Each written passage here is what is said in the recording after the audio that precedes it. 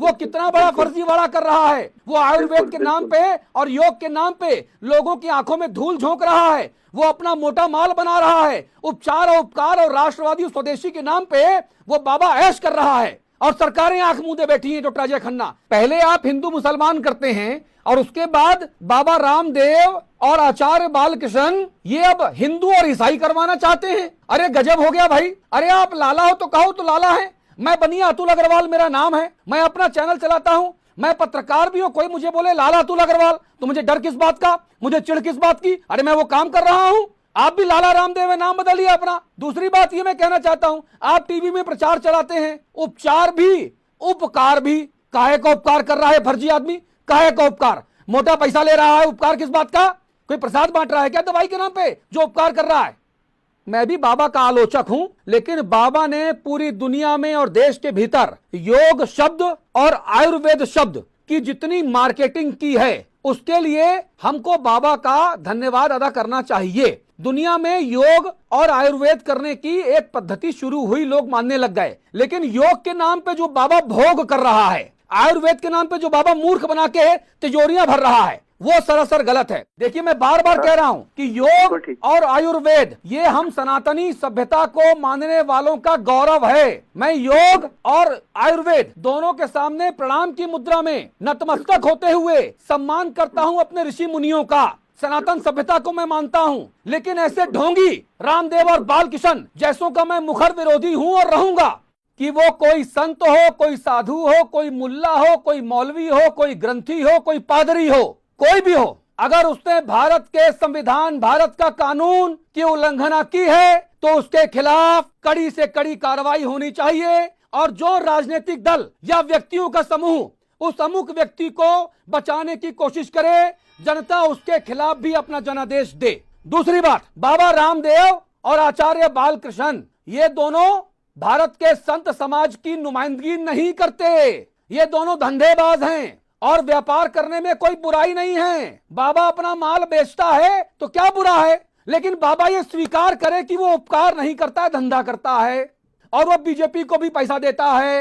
BJP की कृपा उसके ऊपर है। दोनों बाबाओं को ये लगने लग गया है कि इस देश की भाजपा नीति सरकारें जब तक हैं तब तक हम अमरत्व पी कर आए हैं जैसे आरोप लग रहे हैं। क्योंकि बार बार भारतीय जनता पार्टी की सरकार के केंद्रीय मंत्री बाबा के साथ चिपक के एक ऐसी दवा का प्रचार करते हैं कोरोनिल, जिसको WHO से मानता नहीं, जिसको ICMR से मानता नहीं, जिसको डॉक्टरों के समूह IMA से मानता नहीं, वो अपने आप को कोरोना की दवाई के तौर पे चिपका देता है। 1000-1200 करोड़ रुपया अंदर कर लेता है और उसके बाद में वही डॉक्टर हर्षवर्धन जो हमारे केंद्रीय स्वास्थ्य मंत्री हैं, वो बाबा को नोटिस जारी करते हैं, बाबा के बयान को दुर्भाग्यपूर्ण बताते हैं। इस पैनल पे बैठा कोई भी व्यक्ति अगर बाबा जैसी धूर्तता, बाबा जैसी धृष्टता करे तो शादाब भाई आपकी पुलिस डंडा मार के अंदर कर देगी 24 घंटे के भीतर, डंडा मार के।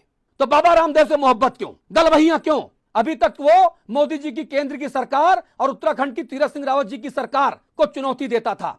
अब वो बापों तक पहुंच गया। वो कहता है किसी के बाप में हिम्मत हो तो गिरफ्तार कर ले। बताइए ये मन बढ़ क्यों? ये कॉन्फिडेंस केवल पैसे का नहीं है साहब, ये पैसे से खरीदी गई सेटिंग और गेटिंग का मामला है। ये सत्ता के करीब होने पर जो दम्भ आता है, जो अहंकार आता है, ये उसका भौंडा प्रदर्शन है। और अगर शादाब भाई बीजेपी की सरकारों ने इस मनबढ़ इस बाबा के खिलाफ कार्रवाई नहीं की तो यकीन मानिए जनता वो सब देख रही है। बस मेरा सिर्फ ये कहना, DRDO, एम्स, तमाम दूसरे लोग विशेषज्ञ लगे हुए हैं कि कोरोना के मुकाबिल कोई दवाई बनाई जाए, चाहे वो D2 हो, जाने क्या क्या दवाई आ रही हैं। ये आयुर्वेदिक वगैरह में तो उतना जानकार हूं नहीं। देखिए मैं तो देहाती आदमी, गांव का जो है। ये जो बाबा रामदेव की कोरोनिल को क्यों नहीं नरेंद्र मोदी जी कह देते, ये मुख्यमंत्री क्यों नहीं कह देते कि भाई ये कोरोनिल है, सबसे बढ़िया माल है, ये खाओ और सुपरमैन बन जाओ और कोरोना को भगाओ। ये बाबा रामदेव इतने महान आदमी जो 550-600 करोड़ का कोरोनिल चिपका दिया बाबा ने। आपदा में आनंददायक अवसर तो ढूंढा बाबा ने दुनिया को मूर्ख बना के। अगर कोरोनिल खाने से वाकई कोरोना को आप हरा पाते हैं तो फिर बढ़िया हो जाएगा। और मैं खुलासा करता हूं, मुझे 2 बार कोरोना हुआ, 2 बार, एक बार अक्टूबर में और एक बार अप्रैल महीने में। अक्टूबर महीने से पहले से सितंबर महीने से, सितंबर, अक्टूबर, नवंबर, दिसंबर, जनवरी, फरवरी, मार्च और अप्रैल, ये 8 महीना मैंने पूरा कोरोनिल खाया। मेरे घर में अभी 4-5 डब्बा पड़ा हुआ कोरोनिल किट। फिर मुझे कोरोना कैसे हो गया बताइए? अब बाबा कहेगा कि तुमने मेरी कोविड ये कोरोनिल खाई थी इसीलिए तुम मरे नहीं हो, चिल्ला चिल्ला के बात करते हो। ये लीजिए, जब आयुर्वेद के शीर्ष ग्रंथ चरक संहिता में जनपदोध्वंस अध्याय में स्पष्ट लिखा हुआ है कि महामारी का पूर्वानुमान लगाया जाना चाहिए और उसके बाद उसके अनुसार दवा बनानी चाहिए। तो अगर रामदेव जी को इसके विषय में कुछ भी पता था तो पहले से सरकार को सूचित क्यों नहीं किया? अगर वो आयुर्वेद पढ़े थे तो। अरे पहले से सूचित करते हो, धंधा कहाँ से करता बाबा? बाबा को माल छापना था, धंधा कैसे करता बाबा स्वदेशी के नाम पर? बिल्कुल। दूसरी भगवाधारी कपड़ा पहन के और एक दूसरा सफेद कपड़ा पहन के हिंदुत्व का घंटा बजा के बाबा को माल कैसे बेचता फिर? बिल्कुल बिल्कुल। आचार्य जी ने, स्वामी जी ने बहुत बड़ा विशाल काम कर रहे हैं कुंभ के अंदर। अरे नोट छाप रहे हैं भाई, ये स्वाभिमान और ये क्या राष्ट्रीयता और भारतीयता और ये राष्ट्रवाद और ये क्या स्वदेशी के नाम पे लाला रामदेव नोट छाप रहे हैं। समझ गए? आसपास की जमीनों पर जिस तरीके से कब्जा किया गया ये हर कोई जानता है साहब। तो स्वदेशी होंगे ही है? ये तमाशा करे ठेकेदार हो गए हैं आयुर्वेद के। ये बाबा रामदेव आचार्य बालकृष्ण ठेकेदार हो गए हैं आयुर्वेद के।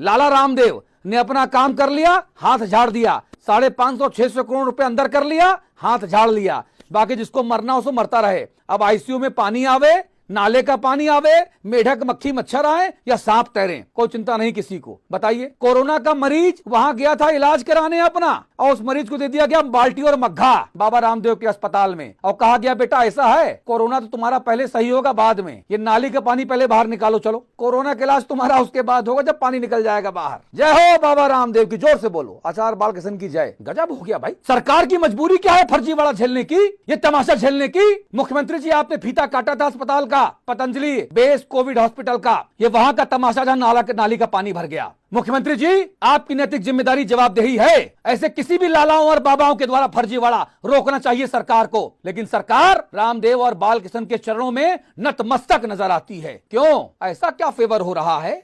आरोप लगा रहा है विपक्ष। आप जनता के द्वारा चुनी गई सरकार है कि बाबा रामदेव ने आपको चुना है, और अगर बाबा रामदेव ने आपको चुना है मुख्यमंत्री जी तो इस्तीफा दीजिए, बाबा रामदेव को शपथ दिलाइए तुरंत। कहिए बाबा रामदेव आज से आप उत्तराखंड के मुख्यमंत्री चलिए। अब बाबा चाहता भी यही है, बढ़िया आसानी से काम हो जाएगा, बढ़िया है, क्या दिक्कत है? अरे हद हो गई भाई, आम आदमी की जान इतनी सस्ती है क्या? जो कोविड का मरीज वहां गया वो बाल्टी मग्घा लेकर नाले का पानी साफ क्यों करे? क्यों वहां पर सरकारी अस्पताल के बाहर पतंजलि कोविड केयर का बोर्ड लगा दिया गया? ये कहते हैं कि ये इनका अस्पताल है, सरकार का अस्पताल है। सरकार का अस्पताल है तो लाला रामदेव और आचार्य बालकृष्ण की आदमकद फोटो अस्पताल में कैसे चिपक गई? आम जनता की जान से मत खेलिए, बस मेरा यह आप सरकार से निवेदन है। और बाबा जो आयुर्वेदिक का ठेकेदार है, भारत के आयुर्वेद का सबसे बड़ा ठेकेदार अगर कोई है तो बाबा रामदेव आचार्य बालकृष्ण। लगता है कि जो चरक के बाद असली जो अगला था वो बाबा रामदेव, लाला रामदेव। लाला जी बड़े बड़े धंधेबाज भी ऐसा नहीं करते महाराज।